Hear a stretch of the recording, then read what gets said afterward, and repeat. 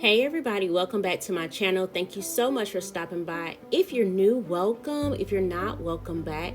So today we're starting out this video. We're going to be doing some cooking. This video was recorded a couple of weeks ago and we started getting some really low temperatures here in North Carolina. So I decided to make some chili on this particular day. And I wanted to kind of share with you all how I make my chili. Now let me tell you all right now that this video, it's not all over the place, but it is not completed. So I wanted to let you all know that I have been recording ever since I stopped posting. I want to say a couple of weeks ago, probably about a month, but I never finished recording. So I was like, you know what, I'm just going to show them what it's really like when you're trying to record and you just never really finish recording. You don't have the energy per se, me. So that's what I'm showing you all. So this video will be cut. It's a little shorter than normal, but it's enough content for you to enjoy. So I hope that you all enjoy it. I hope that you like my content enough to make sure you hit that like button. If you're not subscribed, make sure you hit that subscribe button. I am not a stay-at-home mom, but I do work from home, and I have a family of well, it's 3 people that live in my house, my husband, my son, and I, and we have 2 daughters that live in Florida. So anyway, right now I'm just browning my meat. I started this off putting my bell pepper and onion and that are frozen. You can use fresh if you like. I just put a little olive oil in the pan and I started to make sure those look good. The reason why I stopped cooking was because I did not have all my ingredients, so I had to wait for my husband to come home. So I just started to go ahead on and straighten up the living room area.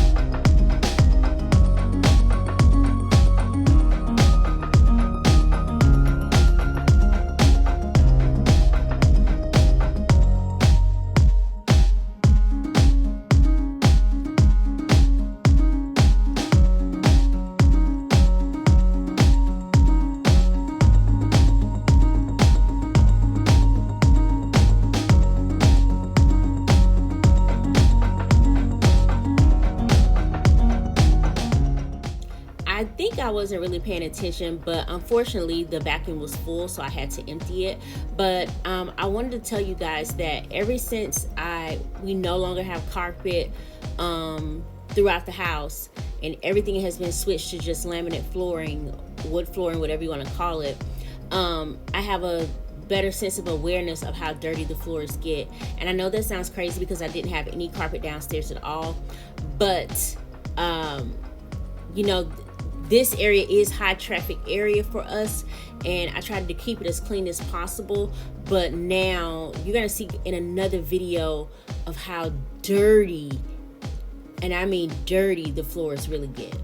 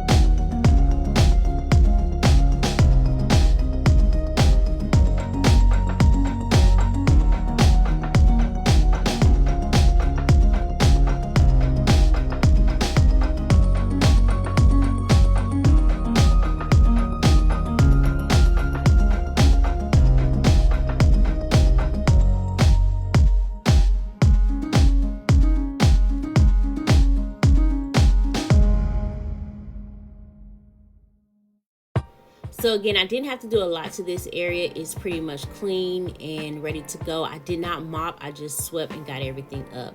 So now we are moving on to the kitchen area, and you're gonna kind of see me try to straighten up a little bit. But in this video, I will be kind of jumping around because my husband will be coming home, and I'll go back to finishing my dinner, and then eventually the video will end. But for now, we're gonna just straighten up as much as we can.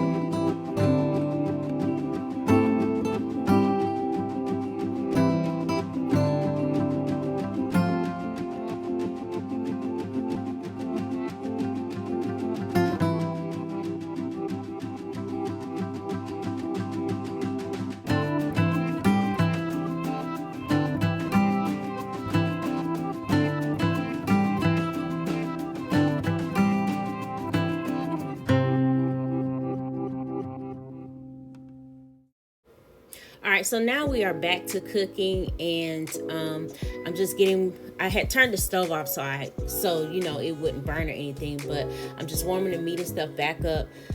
And I don't know about you all, but you know how you don't need a whole can of tomato paste? So that's just some tomato paste that I took out the can and I put it in the deep freezer, so when I needed it again, I would have it. So that's just some tomato paste that I had left over, and I let it get soft. And so now I'm just adding that in to the pot. Let's see. And that's, you know, just kind of get that all stirred up. And you know, because you want to make sure you get a lot of flavor in a good chili. You don't want to just taste like, to me, sometimes people don't make their chili flavorful, so it kind of tastes pasty with too much acidic acid. So this is the chili powder that I like to use, and I usually use 2 of them. That is some beef bouillon. So you're gonna see me use beef bouillon, a nice little healthy paste of it. And I'm also going to be using Now, hold on. That Rotel chili is actually, it says like tomatoes or whatever with the chili, some of the spices and stuff. So it is made for chili. So I like that. I did go ahead and add in a couple of extra seasonings. That's usually Mrs. Dash. And then this is the secret weapon. Sauvignon, something like that. I don't know. Don't make me lie. But you can find it in the seasoning aisle in the grocery store. Those beans that came out the can, I rinsed them off. I did not include any juices. And then I just mixed them in. And this is the beef broth that I put in to my chili. And then you're gonna see me add a little bit of brown sugar again to take down that acidic acid, so it don't taste so tomatoey. And then I also use some Worcestershire sauce. That's a mouthful right there. And this is just how I make my chili. You don't have to do this. It's just how I make my chili. So stirring all that up, and then we're just going to let that cook, and occasionally stirring it. So I usually let that go for about 30 to 45 minutes, just kind of everything just soaking together and marinating and cooking, and just all the flavors just coming together. So again, I let that do it for about 30 to 45 minutes. So I did unpack the rest of the groceries that my husband had. I'm going in now, and I am just closing up the curtains and, you know, getting ready to, in a little, I'll serve my family dinner. And that is all I have for you all. I hope that you all enjoyed this video. Please don't forget to like, comment, and subscribe. And until next time, ladies and gentlemen, bye.